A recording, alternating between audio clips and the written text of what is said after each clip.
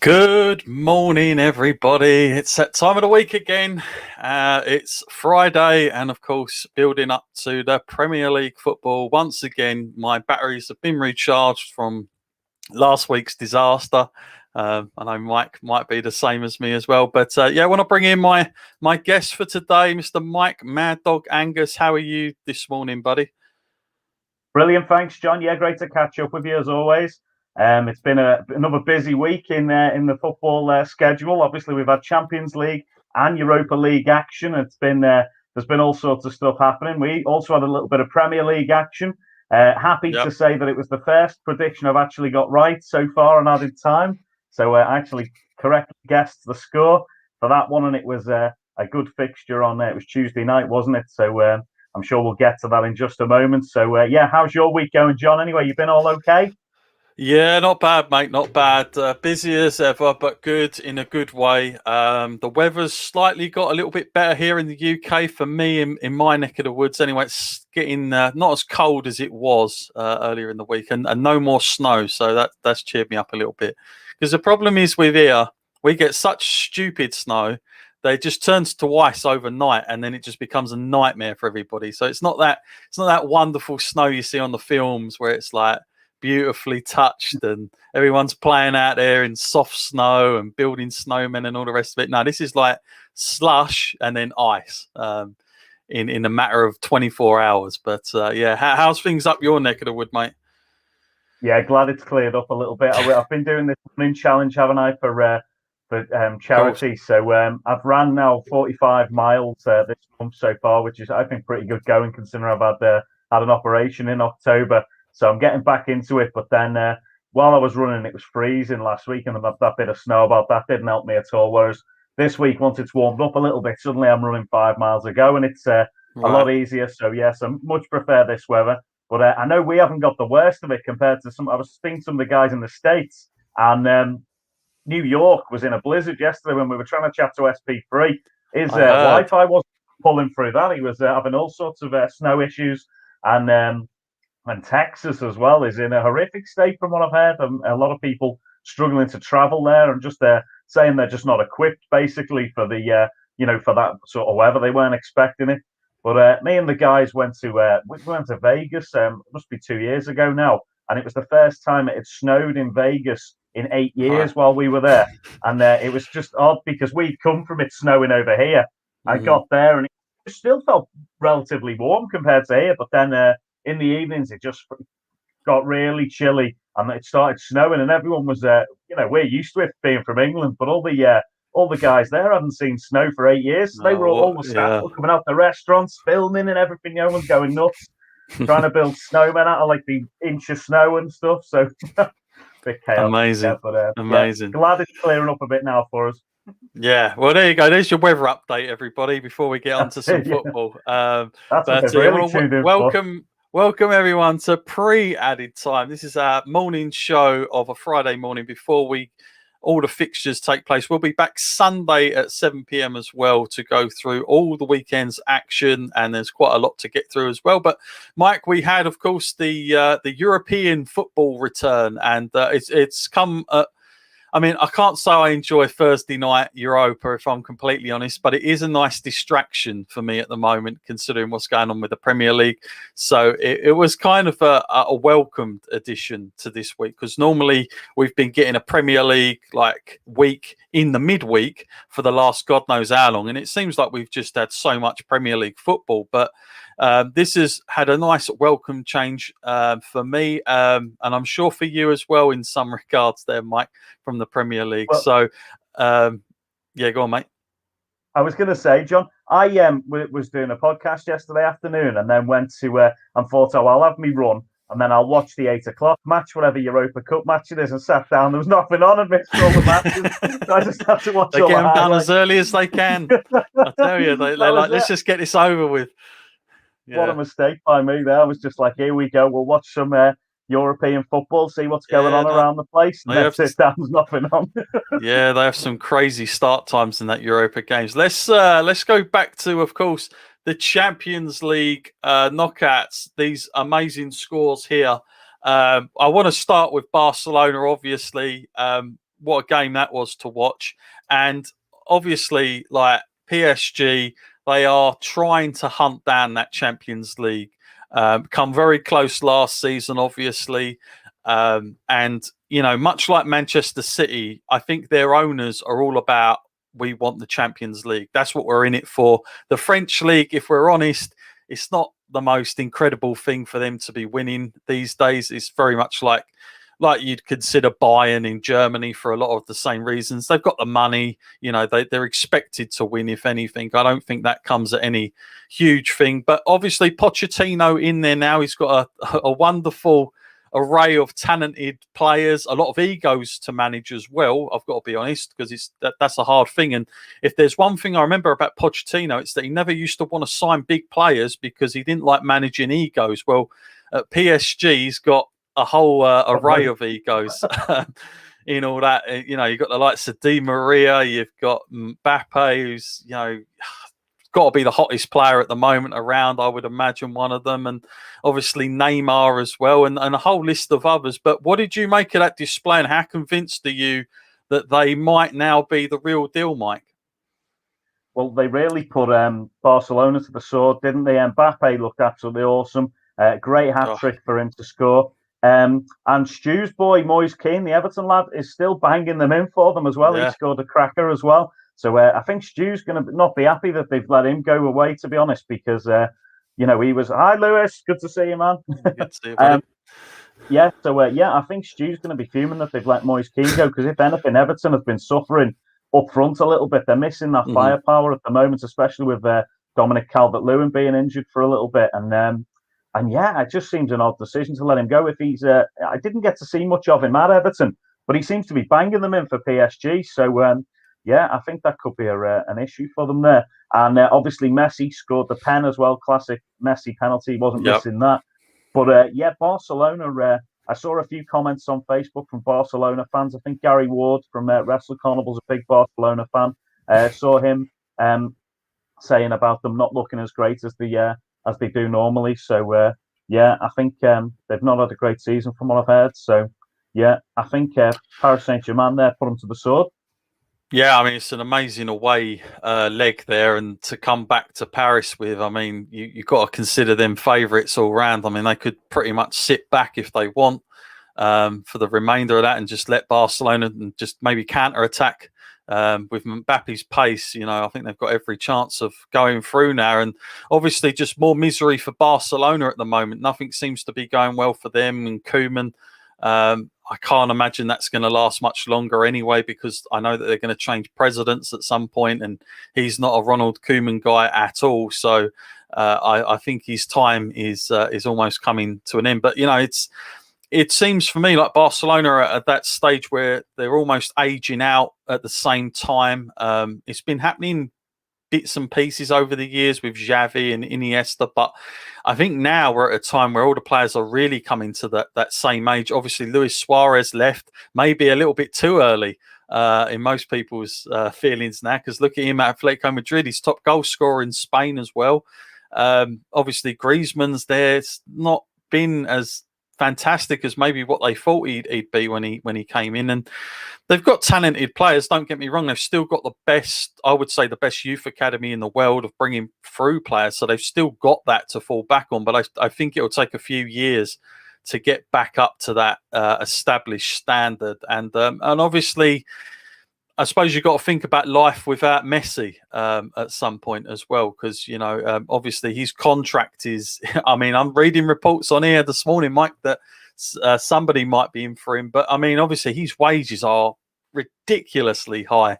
So there'd have to be some sort of compromise there. I could imagine Barcelona, if he did ever leave, Barcelona would probably have to pay a certain amount towards his wage going forward, like a lot of these other clubs have to. But yeah, good performance from PSG overall. Mbappe, I've got to say, I know people say, oh, he can do it in the French league. Anyone can, but he's tearing it up all over the place in my eyes. I mean, He is really that good, I've got to say.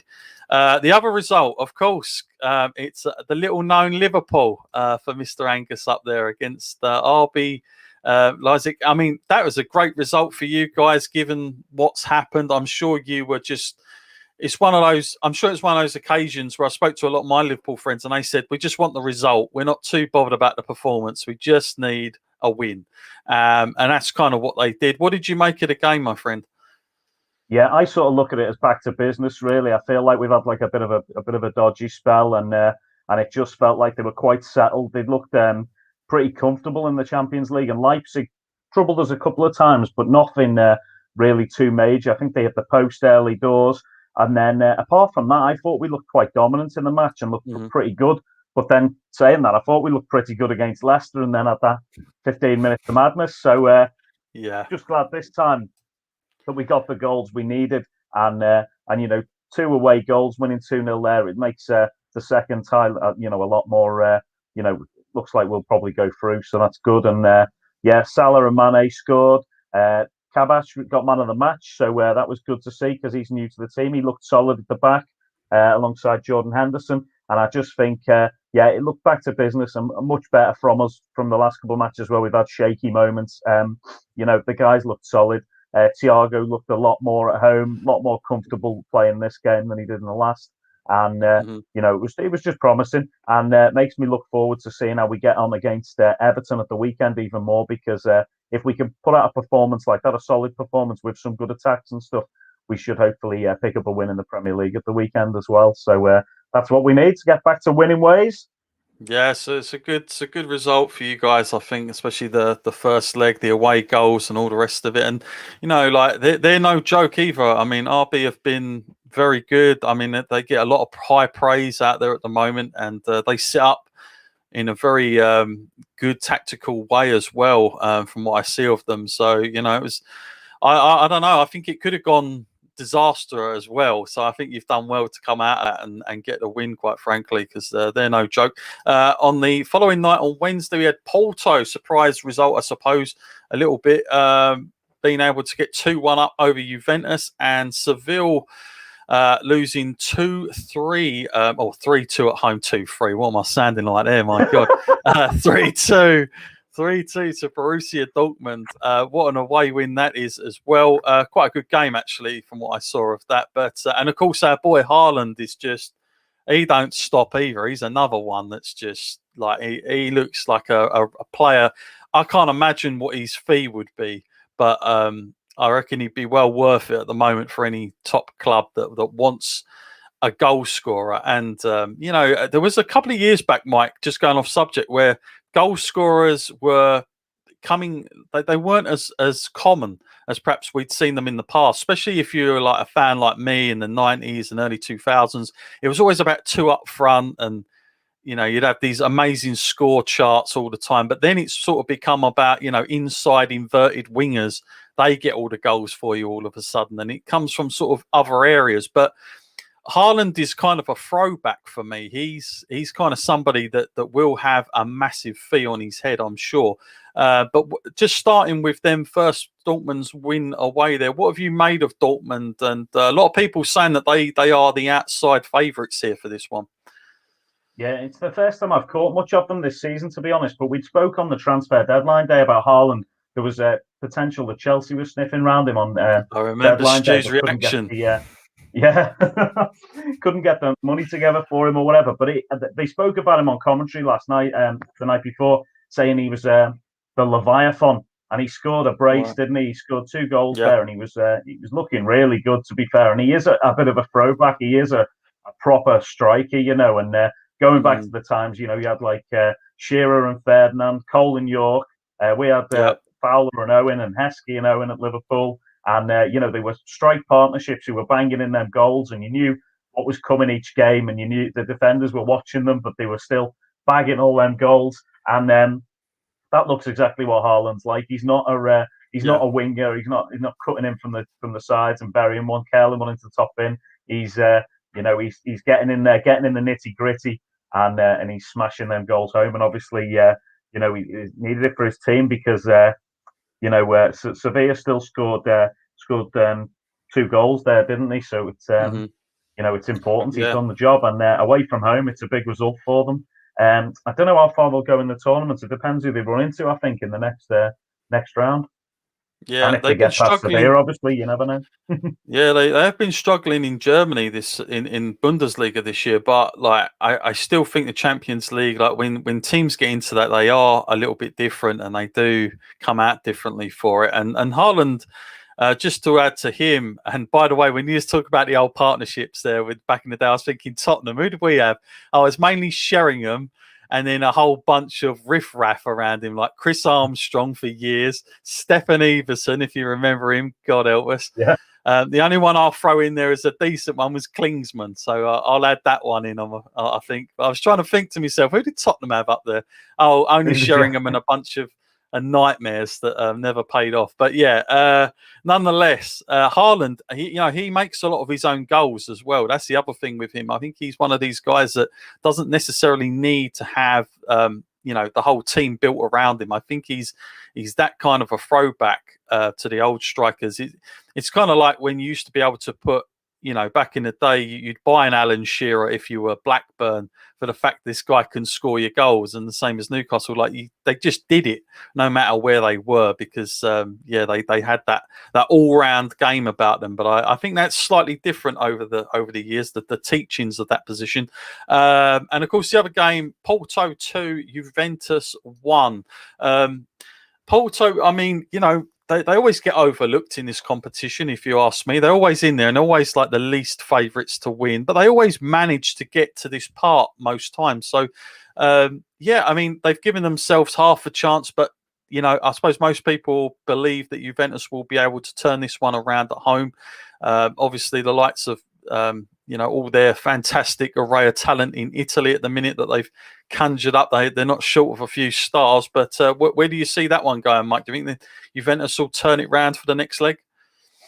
Well, as you say, I think Porto were the underdogs going into the match, and they. But I tell you, the thing that I noticed was that Juve seemed to be switched off in the first couple of minutes of the match. We've seen it in the Premier League a few times this season, where teams will concede early. I think Man United were at fault for it against West Brom the other week. But Porto scored in under a minute at the start of the game. I think it was Taremi scored, and then coming out for the second half, they scored again on 46 minutes as well. So both goals are being scored when it looks like Juve are switching off a little bit, and then obviously they got a goal back near the end to give themselves a chance in the tie. Chiesa scored on 82 minutes, and then at the very end as well, there was a bit of controversy because Cristiano Ronaldo felt like he'd been fouled in the penalty area. Did you get to see that at all, John? I did. I saw it on YouTube. Did you think it was a pen? I thought. Yeah, I wasn't sure myself. It looked like he was already going down, but then one possession of the ball with that little skillful touch that he'd done. So arguably, you could say that was a pen, but obviously the ref blew for the final whistle, and they said, "Oh, we're still going to look at VAR." But then, anytime that happens, you sort of think, "Oh, yeah, that's done with now, isn't it?" But arguably, you could looking at it. Has he gone down too easily? Was he already going down? That's the question. Yeah, to me, it did look a little bit too easy first glance at it, but like you say, I mean, the VAR. I mean, I don't know what it's like in Europe. I'm hoping it's not as bad as it is in the Premier League, but because if they're like that, it's anybody's ball game. You never know what people are going to side with. But yeah, it did look a little bit easy for me. But yeah, like you say, Juventus will definitely feel like they can get this back. They've got the away goal as well. So, to them, they could sit on a 1-0, get a 1-0 lead and draw and go through, don't forget. But it'll be an interesting one to see what happens in that next leg. Moving on to the most wonderful competition in my lifetime, of course, is back on the Thursday nights of the Europa League. It's one of my favourites, of course, back in this. What a joy to behold. We won't go and touch on every game, but there's the scores for everybody to see. I don't really think there were too many upsets and surprises throughout all of that. Obviously, Roma there, you can see that they're in this competition. I mean, there's some big clubs in this competition. And I suppose when it gets down to maybe after the 32 and we're talking about 16, maybe it gets a little bit more serious. But I still think, I mean, the team we played, Mike, I've got to be honest with you, I've never heard of them before. I said this last time. They look like an internet Wi-Fi code. I was thinking, who is this we're playing? This is ridiculous. There's always letters. They got about 3 or 4 different names. But I mean, Spurs, they didn't take Harry Kane in the end. And I was a little bit concerned given our recent form because you just never know. But yeah, it was pretty comfortable, if I'm honest. I mean, Gareth Bale looked like $1 million. It makes him look wonderful because it's like an amazing training session that you're never going to get anywhere else. But I suppose it's good for confidence. We certainly need it going in against West Ham this weekend, and for that reason. But I don't know that this competition in general for me, I do kind of like. I don't know. I do sort of question it sometimes. I like the fact there's the Champions League spot on it because it does offer a little bit more reason to go for it, I guess. I mean, if I'm being honest, that's the only way we're going to get in the Champions League next season is by winning this thing. And I remember Jose last season. He says, "Well, because we were never going to get that Champions League spot," and then he kept uffing and ahhing about this Europa spot, and he was like, "Well, if you get it, we'll win it." And he's been saying that all the time. So I'm sure he's got his feelings that he can go ahead and win this like he done with Man United a few years back. I'm sure this is the one he looks at. But I would worry if, just me personally, if we came up against other English clubs, because that's when it gets a little bit of a disaster in my eyes. And I think that can happen.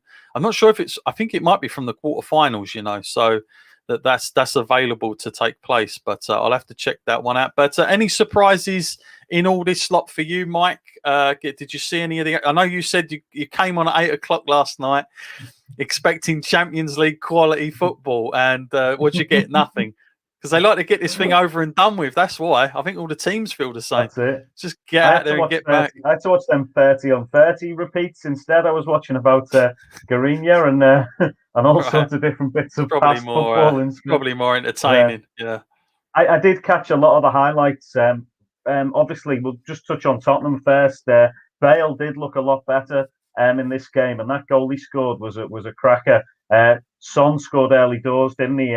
Lucas Moura scored for you as well, and they got a pen, and Vinicius scored near the end. I think one thing from Tottenham good that's coming through is we were talking about Dele Alli leaving the other week, and when we did the transfer market, it was looking like he wasn't getting played there at all. But then in the last couple of weeks, it seems like he's come back into the team a little bit as a fringe player, and then has been impressive by the sounds of things. So that must be a real benefit to you guys seeing him come back into the team.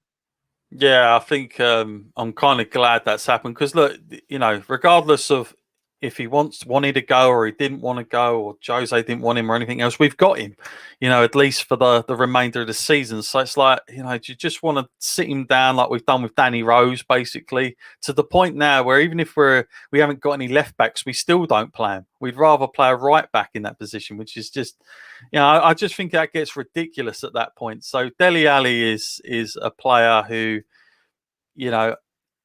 he come on the scene so young. If you remember MK Dons, there was so much praise for him there. Spurs got him when he was incredibly young, and you forget how young he still is. He's kind of had that period of peak, and now he kind of fallen away a little bit. And I think sometimes when players come along in the scene like that, happens a lot to English players especially. and a manager comes in and they don't fancy them as much. Because remember when Jose came in, he was all about Dele Alli. He was playing him. It was actually Pochettino that had fallen out with Dele at the back end of when he was there. He wasn't the one. He was the one not playing him. And then Jose come in and just started playing him. And that's when the remark come about, his brother playing and all those kind of things. So I still think he's got a lot to offer for Tottenham, but the problem is the system that Jose plays does not really work for Dele. And it's funny because Dele Alli used to be a defensive midfielder. That's where he was bought, that was his old position, but he doesn't seem comfortable playing in that Jose style of things. And he looks like he wants to be a little bit more ahead. The great thing that Dele Alli gives you, and why he was a great partner for Harry Kane, is that he used to run into a lot of spaces and Marcus just used to go with him, and it would open up so many more opportunities for Harry Kane. Obviously, that dynamic's changed now. It's now Son and Kane are that team, but I still think there's something there for Dele Alli. Gareth Bale, look, I'm just at the point now where, you know what, we might as well take a risk. We might as well start giving him a run of games. Let's see what happens, because at this point, have we got anything to lose? I don't think Real Madrid particularly want him back there next season. I think they'd like Tottenham to come in for it won't be a lot of money. I've got to be honest. Spurs are not going to pay a lot of money for him, but I still think they'd rather him off their books, because I don't think Zidane's got any plans at this point for him. But yeah, it'll be interesting to see if he gets a game maybe against West Ham this weekend, and they play him from the start at least. Because again, I still think he's got it. I just think it's a confidence thing. I think he needs a run of games, but I still think there's something there. The other one to look on here, Mike, of course, was Leicester getting that draw away. That's good for them.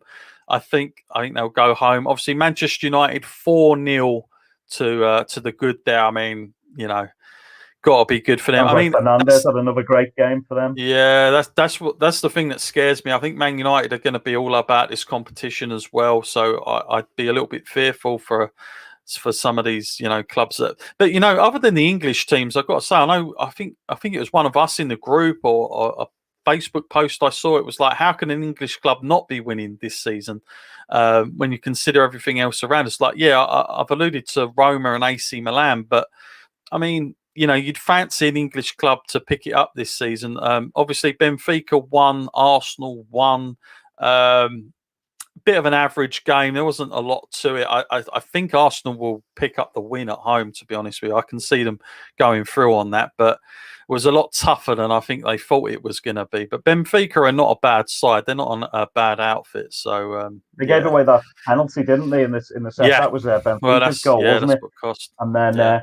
That was a good goal, though, by Saka to get them back into it, Arsenal. It was he started the move, didn't he, attacking, and then it was like a pinball going around their box, and then he managed to finish it off. So it was a good goal to get Arsenal back into it. And I think you mentioned about Leicester. I was only speaking to Steve yesterday about Leicester. I feel like Leicester, I don't feel like Europe has been their focus, even though, they've done so well to get to Europe. I feel like when I've watched them in Europe, they just haven't shown up. And I said that to him yesterday. I said, are they going to show up? And they got the 0-0 draw, but he says they sort of tend to use fringe players, and it's not really their main focus at the moment. But they've got as good a chance as anyone. If they play like they do in the Premier League in Europe, they could go all the way in that tournament, because they cause troubles for a lot of teams, don't they, in the Premier League, including ourselves last week. So if I was them, it's a cup tournament that you want to win. If you're in it, you want to win it, don't you? It's for the fans and it's for yourselves. The whole idea is to win it. So if I was them, I'd be kicking on and trying to do the best I could in it. So they've done well getting the 0-0 away, bring it back to the King Power, and they put them to the sword. You've got to think. One match that really caught my eye, that was the one Sean McLaughlin mentioned about in the added time group, was Rangers away at Royal Antwerp, and it was 4-3. That's a huge result for Stevie G there, and it was a cracking game. If you got a chance to watch the highlights of that one at all, that was end-to-end stuff. It was all over the show. And Rangers, the first time I've watched Rangers in a long time.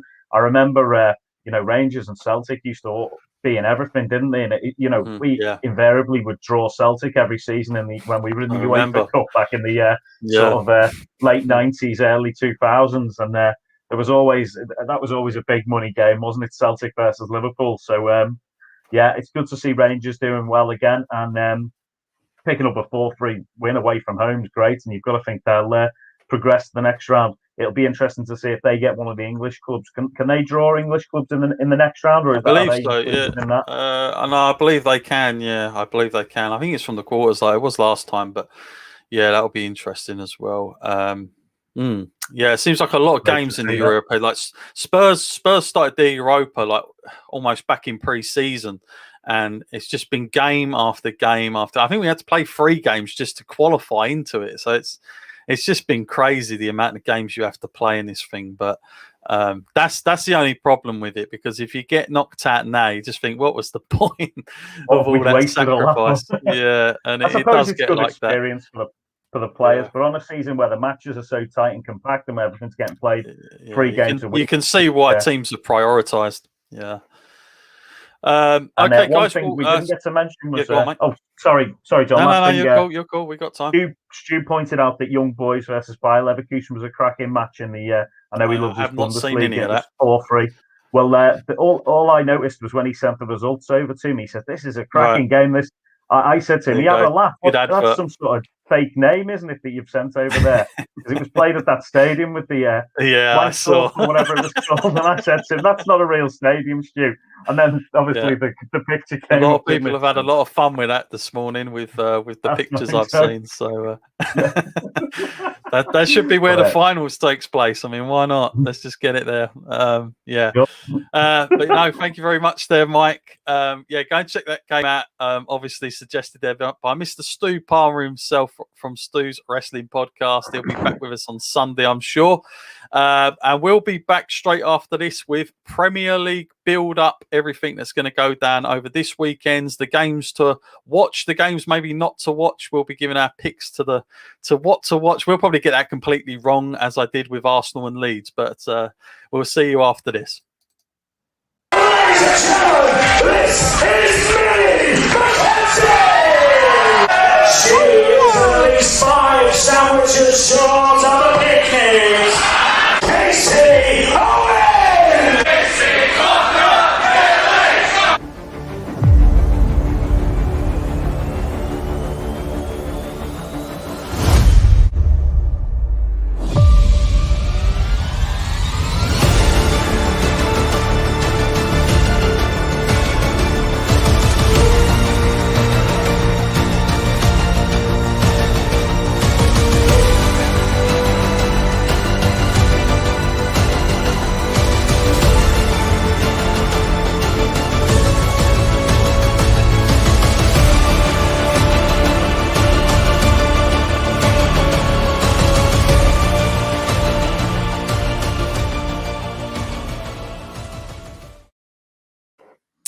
There you go, powered4.tv. Mr. Mike Angus kicking us off on that little promo video. I love that clip.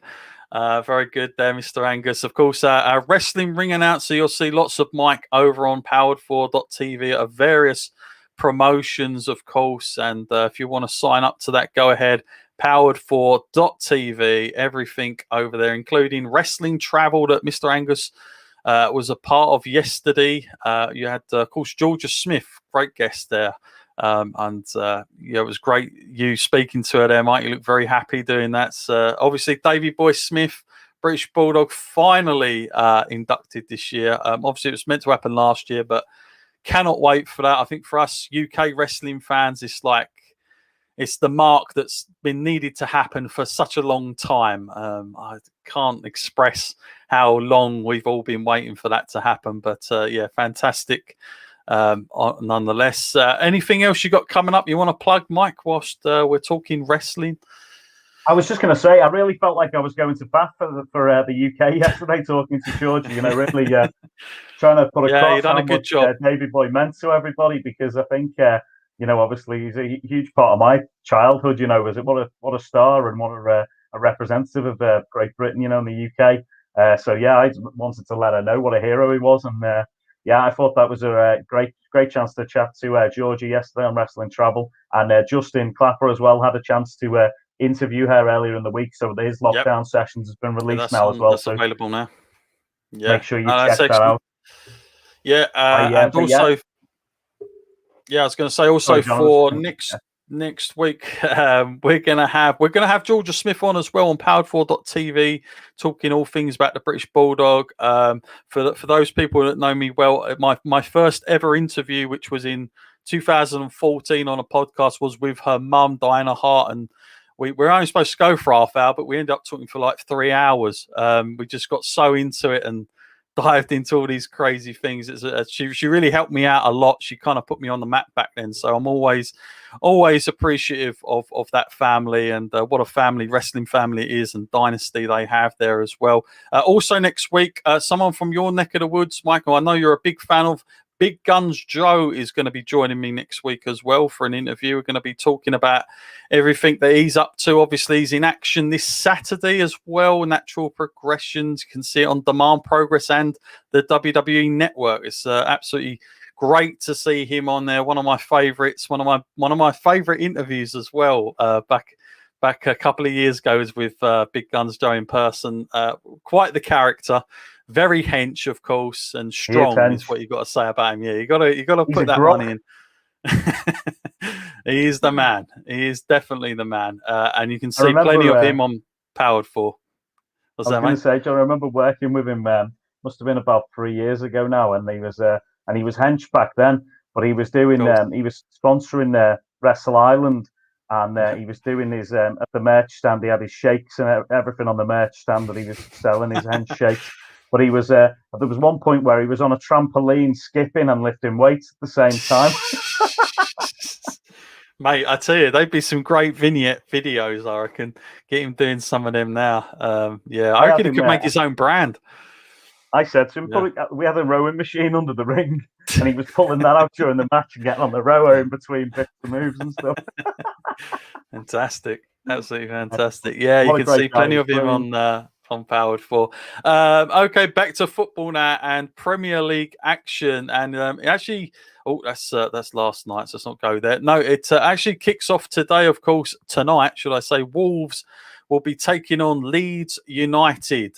Should be a pretty good game, that, to be honest with you, because we know Leeds, they don't change for love nor money. And if Wolves play that game where it's, just up and down the line, through some of this, they've got so much pace as well with Traore, especially. He's such a fast player, and looks like a brute as well. That guy, if there's a guy who should maybe get into wrestling after, I'm going to recommend him. He's got the look. He definitely got that look. He's been oiling up as well.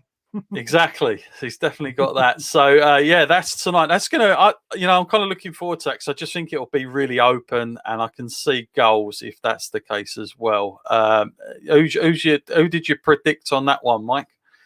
I predicted a 2-2 draw for that one. I thought both teams would show up strong attacking, and both have got the attacking power, and both have tend to concede a couple. Wolves have been really on and off this season. I thought Leeds as well look very great attacking in a lot of games, but then they tend to come unstuck at the back. So I went for 2-2 because I thought, both teams have got goals in them. So we'll have to see. Should be an interesting game, and it'd be interesting if one of them does come out on top of that.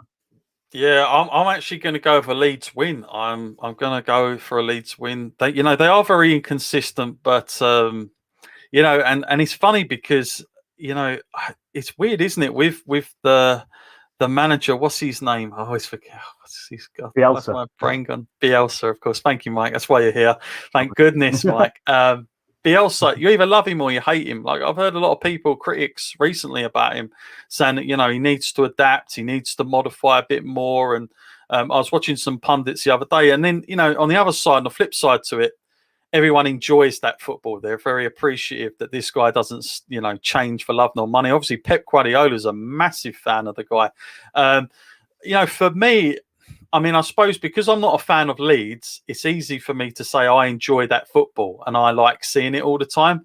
However, if I was a fan week to week, I suppose, mind you, I'd take it over Jose's football. So that's a ridiculous remark in my case anyway. But yeah, to be honest, obviously, me being a Spurs fan, I'm looking at it, I'm like almost salivating the fact that they're playing that style of football, because I just wish Tottenham would do that occasionally like we used to. But where do you sit with that, Mike? Are you a Bielsa fan? Do you feel like sometimes, because the one thing he's got against his name which I used to hear about Poch all the time, is that he's got no trophy. He never gets the big trophies. He never sort of wins the big things. But at the same time, he's got such a main visual, a vision, that value system that he seems to hold dear to him, never changes for love nor money. And I remember that documentary that I think it was on Amazon, Bring Us Back or whatever it was called. And, from day one, that owner knew what he was getting. He knew what Bielsa was. And Bielsa he's so deep into everything. I was reading something somewhere where even a pre-season game against the local team, he watched, I think, 6 tapes worth of games for just to suss them out in his own time back in his cottage. And you're thinking, that's dedication. This guy loves, breathes, eats football. So he's obviously a massive fan for the sport as well as a manager. But where do you lie with Bielsa? Are you a fan of him, or do you think he's going to have to change his ways a little bit to sort of establish Leeds more in the Premier League?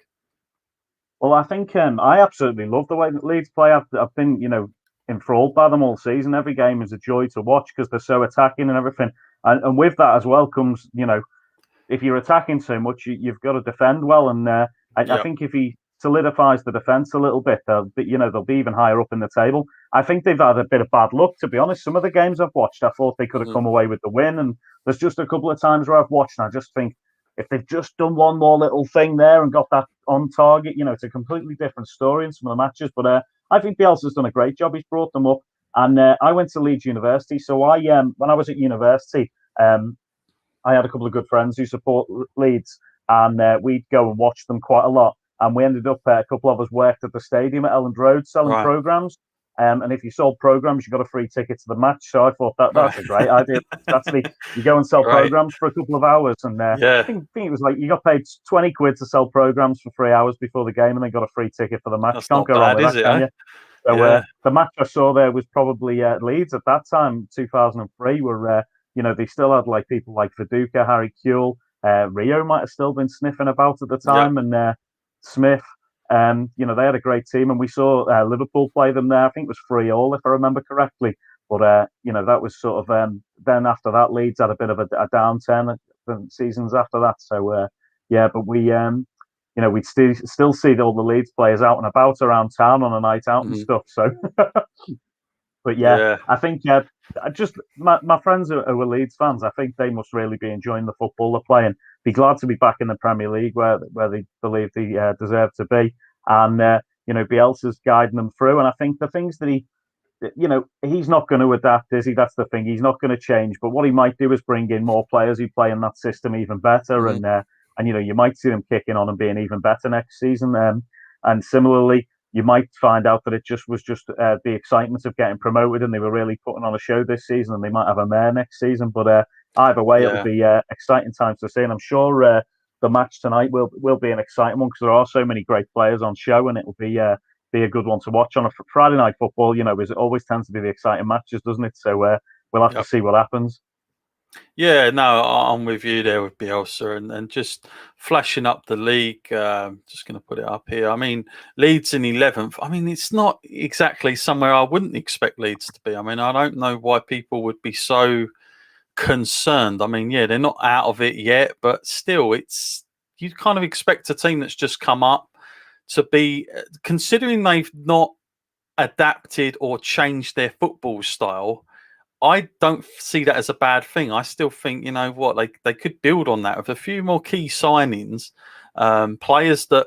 See, the problem is with Bielsa is he has to have players that want to play that way because it's all fitness and it's just go, and you've got to really be able to keep it up. And I know people said Premier League is a big difference, but don't forget as well that Championship campaign can be a nightmare as well. I mean, there's a lot of games down there that ain't always easy on crazy pitches sometimes. So I do see them okay. I mean, I if I was a Leeds fan, I'd be very happy with that sort of in and around 12th to 8th spot. I think that's sort of a good achievement, if anything. The first thing you want to do when you get up is survive, like most do. But it seems like they've gone above that, and they've got a lot of plaudits as well. From in and around. I think they're most people's second team. So not a not a bad start. And if they finished up in and around that, I think you'd be quite happy, to be honest. John, when you're in there with teams like Southampton and Wolves and Crystal Palace, who've all been exciting this season, and even teams like Burnley and Brighton, who recently have looked quite good, you know, it's good. You're doing well. And there's, you know, the Premier League this season, so many teams are playing exciting football and can beat anybody. But, you know, there could be loads of movements in that middle bit of the table.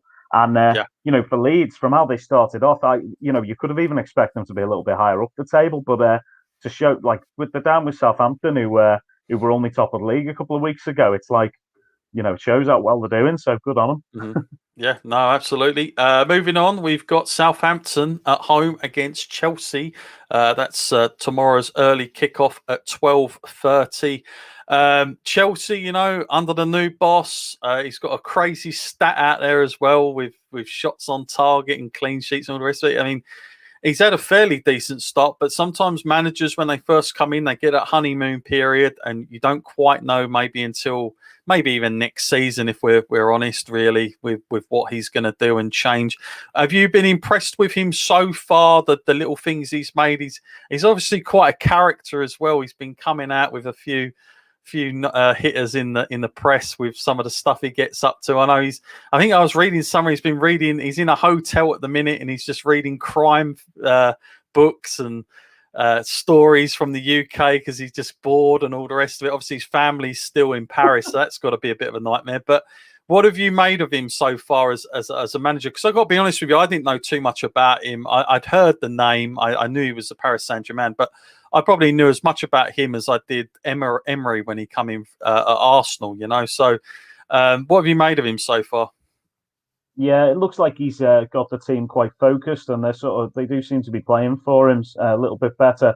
I actually predicted that I thought Southampton might come good this weekend and get a 2-1 victory over Chelsea, because I just feel like Southampton are due that good game. They've had a couple of matches where they've been unlucky, or it hasn't quite clicked for them, and I've just got a feeling they might just upset Chelsea this week. But the new manager has done a great job. I know Stewie especially wasn't a fan of Lampard leaving, and I think they probably could have given Lampard a little bit longer. But obviously, the owners have got a plan, and this new guy who's come in, he seems to be doing a good job. The new players that he brought in over the summer hadn't really started firing that well, I didn't think, and now it looks like Werner especially is looking a bit more of a hot commodity than he'd had a bit of a cold start, I thought, but he's suddenly sort of started clicking into place. So I think he's got them playing. And I think that'll be an interesting match at lunchtime tomorrow, because, Southampton could crumble against Chelsea. But then we'll have to see. It'll all come down to which manager gives the better team talk in that one, I think. Yeah. No, I think it'll be a tight game. I've gone for a draw with that one. A goal draw, I reckon. Then we got Burnley up against West Brom. And obviously... I mean, at this point, I don't know where we go with some of these clubs. You know, at this stage of the season, especially, down at this end, it's everything to play for. But obviously, big game for West Sheffield Brom United here. Have got off the screen. Yeah, we've discounted them now. They're gone.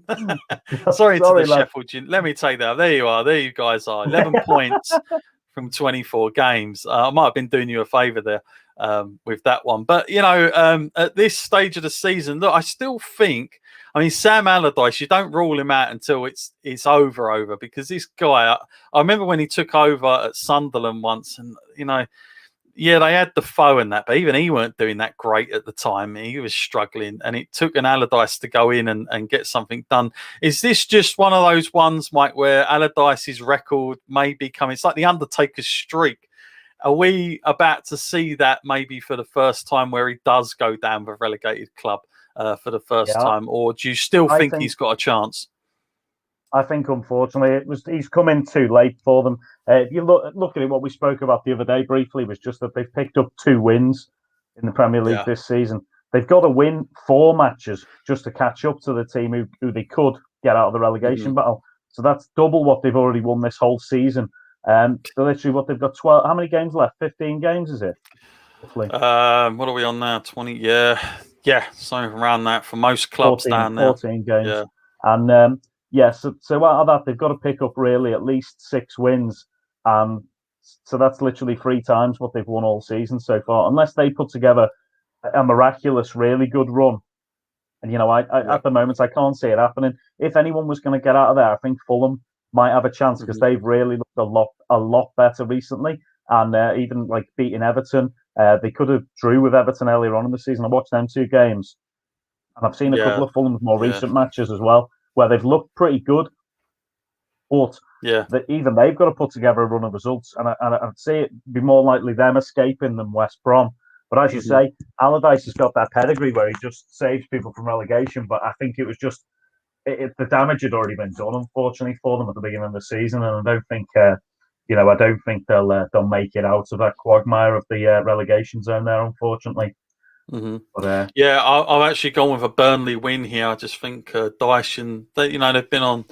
Dyche is another one of those guys that gets overlooked, I feel, half the time, just because, I think it's just a perception thing with English managers or UK managers in general, that big clubs would rather go abroad and bring in somebody who, if we're honest, some of these managers are doing just as much as a Dyche is doing, but they'd rather sign in from like Villarreal and bring in a mega sort of foreign manager with this philosophy than an English manager that you kind of know is proven, tested, and good. So I know it hasn't always worked out. You look at obviously David Moyes being probably a classic example of that, but it does have its success as well. Look at Brendan Rodgers. Yes, he got that big move to Liverpool. It didn't work out. I know with you guys, he went off. He's come back now. Look what he's doing at Leicester. That same philosophy that he was doing with Swansea, still very much there with him now, and I remember a time watching Swansea where people were comparing him with Barcelona just on the amount of passes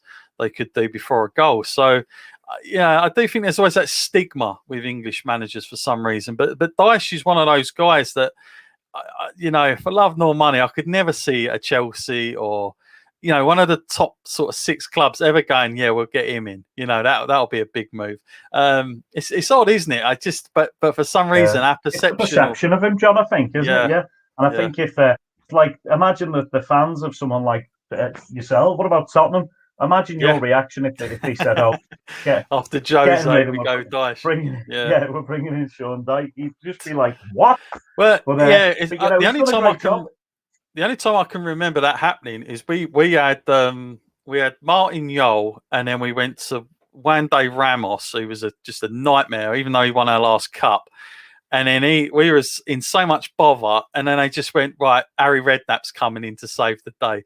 And he ended up saving the day to the point where Spurs fans sort of eyed up by the end of it, because he was just Harry. He was just honest. You always had that transparency. And I think Sean Dyche is the same.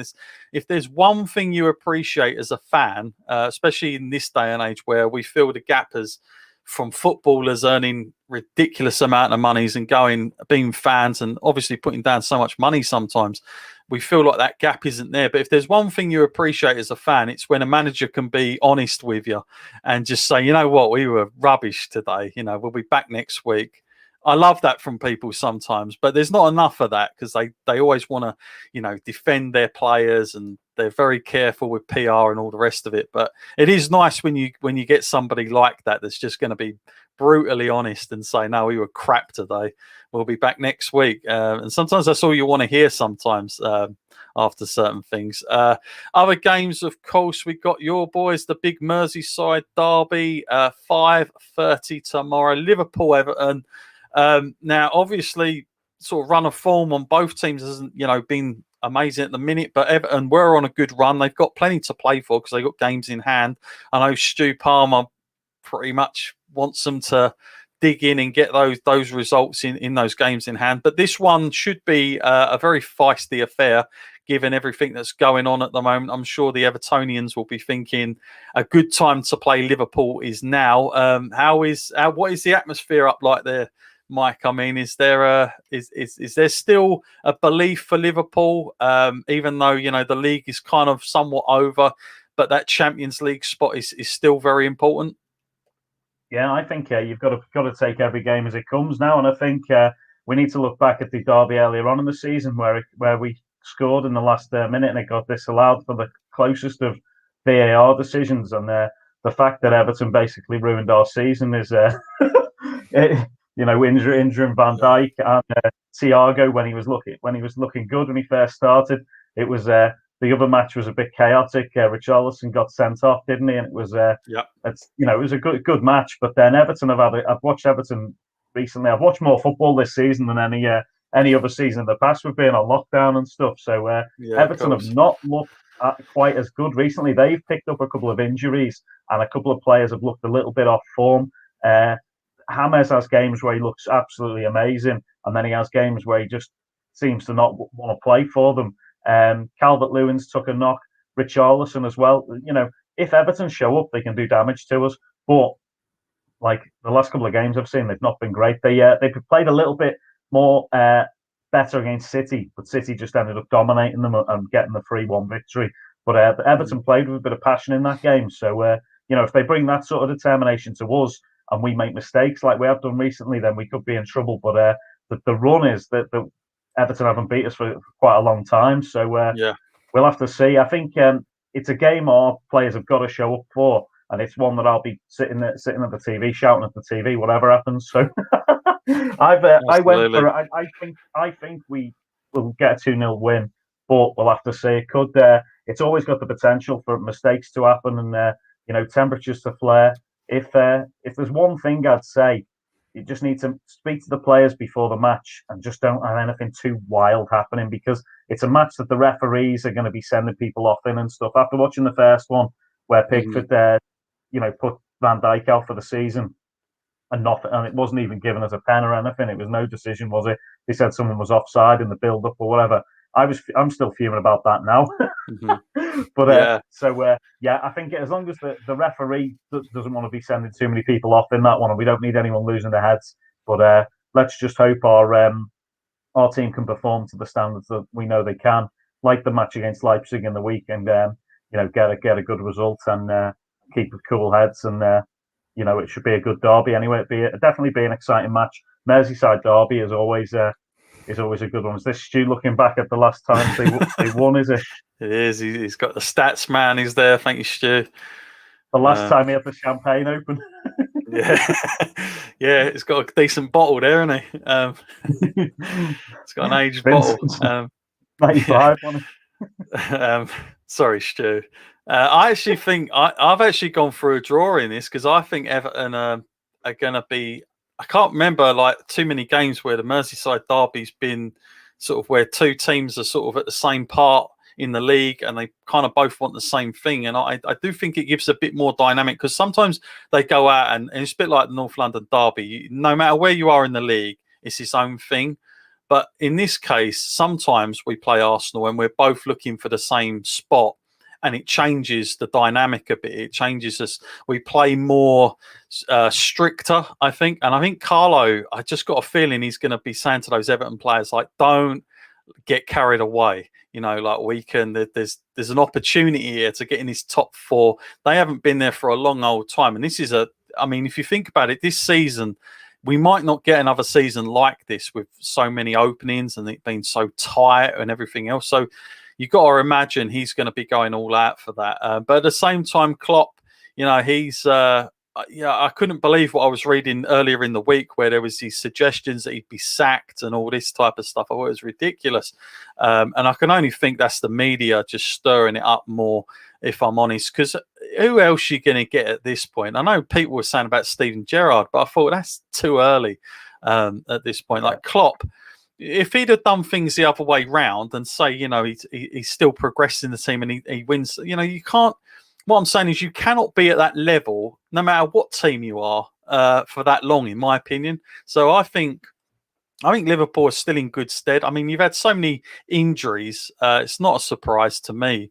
I just think they'll come back next season. And Klopp's good at that. He's proven that he can come back from this. He's done it with the Champions League against Madrid that year by knocking us down, unfortunately, the year after. But nonetheless, it takes a lot to get back to a Champions League final and win it. Because it takes a lot of bottle, and it's the same manager. So he's got that about him. I don't see him wanting to leave. I just think he'll just strengthen, I think, more in the summer. But he's only going to get players he really wants for top top money anyway, I would say. We've got Mr. Palmer. Let's just finish off. I think we'll be waiting another 26 years. Poor He's old optimistic, Stu. isn't he? Bloody hell. Yeah, he is optimistic, but he might be playing a. Look, he's put up a non one there, so we don't know what he's thinking there. So he might be playing us a little That's bit the there. He might, popping. yeah. That's what they call, yeah. He might be playing reverse psychology there. I reckon he secretly is more optimistic than we're giving him credit for there. But nonetheless, that'll be a great game. Yeah, Fulham. You just don't know. Fulham and Sheffield United, 8 o'clock tomorrow. Another big game down at that foot of the table, obviously. And as Mike alluded to earlier, Fulham, I watched them play quite a lot this season. I actually think they're a decent football team. Like Scott Parker, he's another one that I think down the line, if I was Tottenham, especially with that connection, or West Ham or any of the other clubs he's played for, you'd look at him and go, you know what, Fulham, they're not an easy team. He took over, obviously, when they were going down. They kept with him. He's brought them back up, and that ain't easy to do, but managers that do that are normally pretty good. Chris Hughton's another one that's very good with that. He's very solid. They haven't got a whole lot of money, even though Mr. Tony Khan could open his checkbook a little bit wider, I think, if he spoke to his dad. But they've still got, though, a very good footballing team. Like they played us out basically the day we played them. We ended up drawing. They got a late goal against us, and obviously against Liverpool they looked decent. Against Everton they looked decent. I mean, you can't take nothing away from them. So you do wonder why they're at the foot of the table, but there is a reason, of course. But I like you. I think they're going to survive this season. I think they're going to get out and do the business. Obviously, this is a game, Mike, where you'd think they've got to win. This is a must-win if they're going to do it, given obviously the table and everything else. But do you see it being a comfortable win for Fulham, or do you think this is going to be one of those times where, because a draw probably isn't quite what they need either. They need 3 points. No, they need it. They need a win, don't they? And I put down they were going to win 2-0. I thought against Sheffield United. Sheffield United, unfortunately, they've ended up being the whipping boys, and Fulham have looked a lot better recently. But as you say, with this Premier League season, literally anything could happen, couldn't it? But I see Fulham getting the win, and then as well, Man United and Newcastle play this weekend, so they could be breathing down Newcastle's necks, which is what they want. So what they need. So if they're going to get out of it, they need to start making a move now, and that means they've got to pick up the 3 points. If they don't, then you could argue that they're going to be stuck down there in the relegation zone. So. Yeah, no, absolutely. Moving on to Sunday, of course, we got the early kickoff for us at West Ham. Spurs away. This has always been a bogey team for us, so you never know what you're going to get. But I've gone for Spurs to win, believe it or not, but I think we'll win in the Jose fashion. So it won't be much entertaining football, I'm afraid, because the one thing you can always guarantee with West Ham is they always like to play football against you. And if that's where Jose sometimes does his best work. If they're not a team like Man City or one of the bigger clubs, these other teams that try and play football against you, like Leeds, often can get caught on that counter attack, and I think that's how Jose is going to play it this weekend. I can see us getting a win, even though West Ham have been on a fantastic run of games. Only recently they've kind of come off the pace a little bit, but still for them, I think it's been a good season under Moyes, given what they've got, really. I mean, it's not like they've gone out and spent crazy money. They've lost more than they've got. What do you see in that one, Mike? Yeah, I think as you say, if Tottenham show up, they'll do great. But I've just got a feeling. I think West Ham have got a goal in them for sure. So I went for 1-1 in the end, because I think both teams will score. But it's whether Tottenham will be able to pull away and have a good performance and pick up that win. But we'll have to see. It'll be an interesting one. Yeah, we certainly need it. Then we've got Aston Villa up against Leicester. And it's one of those games I can't really call, because Leicester have been on a little bit of a nightmare bit of form in the league. And you don't know, they were looking really good, but I just think it's that whole squad thing, like they've got a great first 11, no doubt about it. But you look at their bench sometimes, they don't have what a lot of the other clubs have around them, sitting on the bench all the time. But their first 11 is amazing. Aston Villa, of course, like they're a club that, they play great. Jack Grealish just turns up like he's playing in a park to me. Like, he's just playing with a smile half the time. You know, no matter what position he's in, he's just that good for me. So a lot of it evolves around him. I think even when the season started, him and Ross Barkley were a pretty decent partnership as well. I thought they were coming on miles, and Barkley wasn't doing anything at Chelsea or anything else. So for me, I've gone with, believe it or not, an Aston Villa win. I just think Villa will get the 3 points here, and it will leave Leicester a little bit stranded. But how about for you, Mike? Yeah, I went for a 2-0 win to Aston Villa as well. But on the day, Leicester can sure beat anybody. Oh, so yeah. it's another really intriguing fixture, that one, because but both teams have got the potential not to show up, and both teams have got the potential to have a dramatic win. So I just had a strange feeling that Villa would beat Leicester this week, but we'll have to see. It depends how much Leicester have put into that Europa Cup tie, I reckon, and whether they could use the fringe players. I didn't get a chance to catch that one, so it could come down to how tired they are from that. And of course, big game on paper here is Arsenal up against Manchester City. Of course, the student against the teacher. They always label that all the time. I think that's a bit overplayed, but as my mate says, it's the bloke that used to put the cones out against his manager on the training field. But yeah, Mikel Arteta, Arsenal, they've been getting some better victories of late, looking better with a lot of the youngsters that are playing, especially Saka. I mean, he looks like a great player, but they still have a lot of players in there that you think, it's going to take a few transfer windows to get rid of some of that dead wood, because there's still a lot of that there for me. William especially, that's just disaster of a signing, really, when you think about it. Obviously, the whole fiasco of Ozil is now finished, but Aubameyang, picking up hat-trick, that's got to do his confidence a world of good, I would imagine, considering what a sort of sorry state of a season he's had. You've got to say that's surely going to pick him up. But on this day, I can only see Manchester City going on and picking up another 3 points. I just think the pressure's off them a little bit as well, and I just think that allows them to play even more of Manchester City's old way as well. If they want to go that way, they don't have to. They could just sit back like they have been doing a little bit more. But I think Man City will start playing more like we were used to seeing them play a couple of years ago, just because they've just got a little bit of a gap now growing. So, this is a game that Arsenal are dangerous. But for me, I just see Pep going into this and enjoying the day. I think I can only see City winning. How about for you, Mike? That was the one I took a risk on and thought Arsenal might just get a result out of that. 2-1, I said, for Arsenal. But after seeing how City played against Everton and thinking it could be a sort of similar match, I think Everton were missing a few players this week, and I think Arsenal could end up bringing a bit more attacking wise. But when City want to turn it on, they're just tearing through people, without even looking like they're trying. They just look at a completely different pace to everyone else.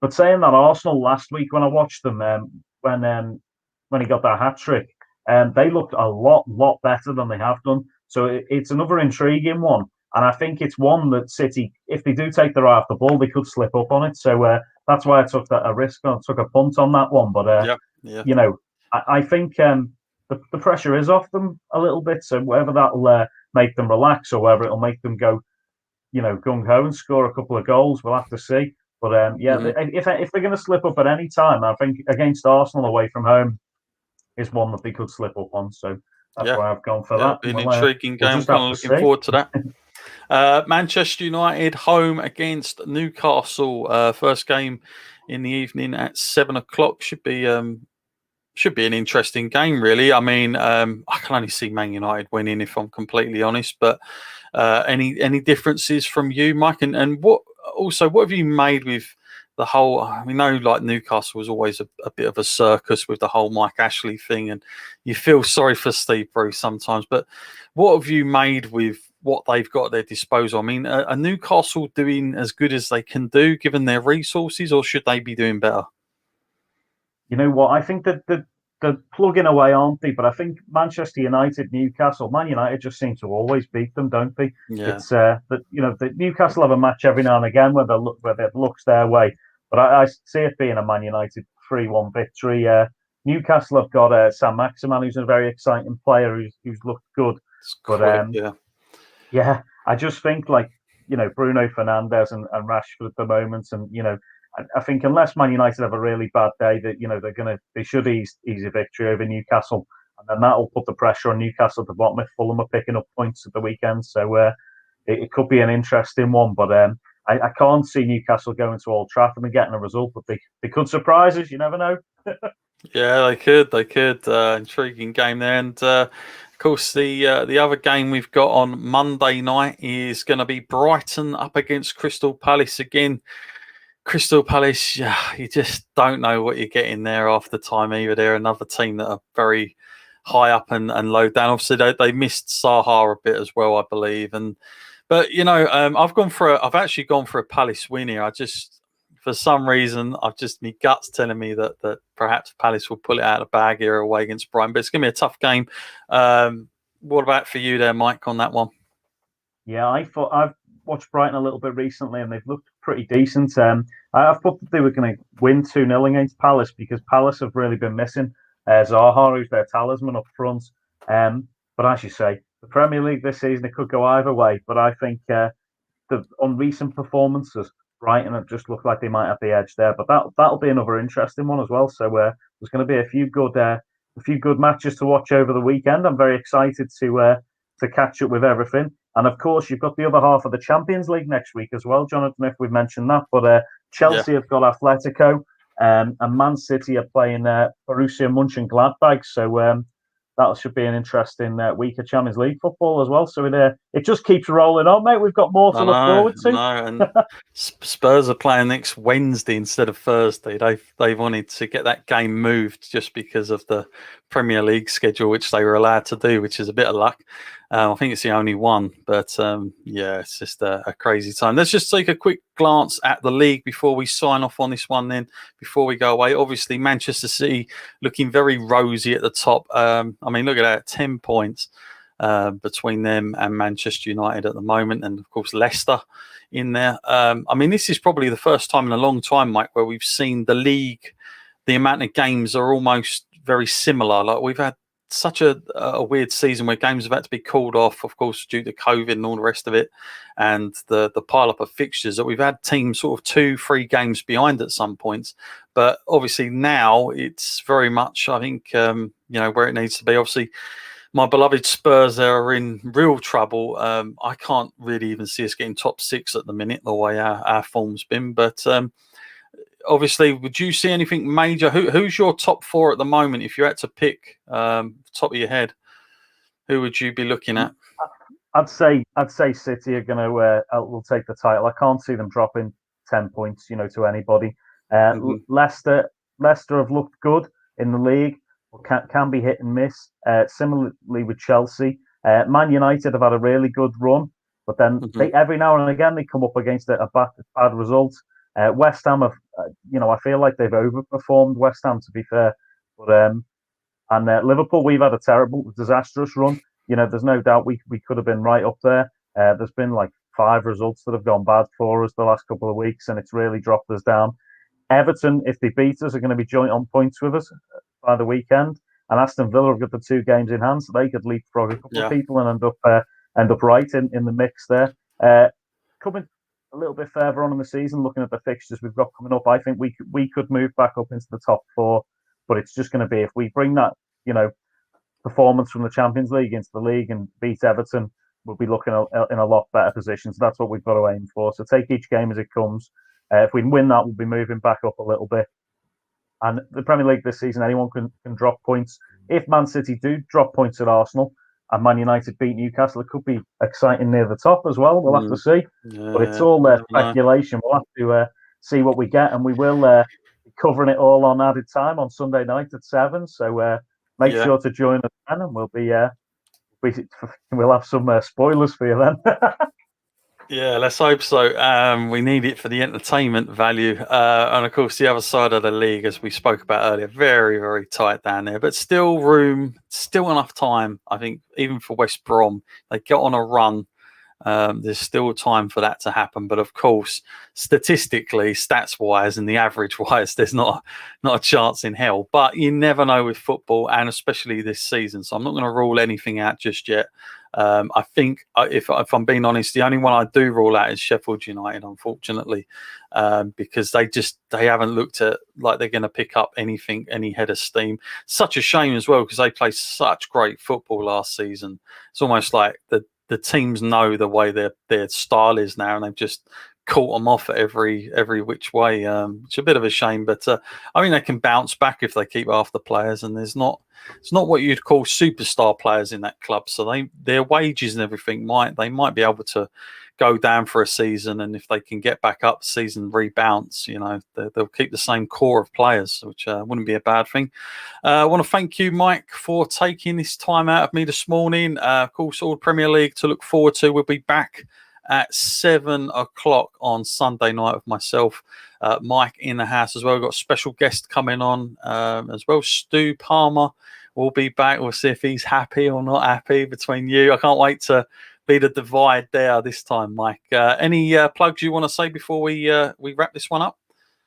Oh yeah, if anyone gets a chance, check out the Wrestling Travel podcast with yesterday with Georgia Smith. Really interesting one there.